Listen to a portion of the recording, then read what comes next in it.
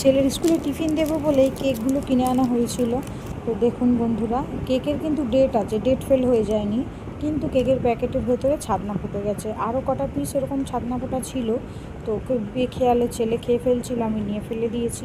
তো বন্ধুরা, যাদের বাড়িতে ছোটো বাচ্চা আছে অবশ্যই কিন্তু প্যাকেট ফুড কেটে আগে চেক করে নিয়ে তারপরেই বাচ্চাকে খাওয়াবেন। তো যাই হোক, আজ দুপুরের মেনুতে ছিল গরম ভাত, সঙ্গে হচ্ছে আলু সেদ্ধ দিয়েছি, এই যে পেঁয়াজ লঙ্কা ভেজে নিয়েছি ঝাল ঝাল করে, এটা দিয়ে মাখবো। আর আছে পেঁপে দিয়ে মুগের ডাল টমেটো দিয়ে করেছি। তো এটা অনেক দিন ধরেই খেতে ইচ্ছা করছিল, লাউ ডালের মতন বেশ ভালো লাগে।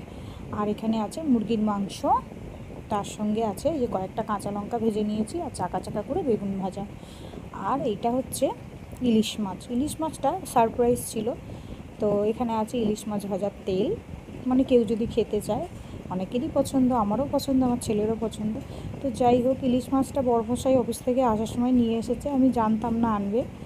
তো কেমন লাগলো আজকের ভিডিওটা? তো ফাইনালি ছেলেও স্কুল থেকে চলে এসছে, আমরা কর্তাগিন্নি একসঙ্গে খেয়ে নিয়েছিলাম।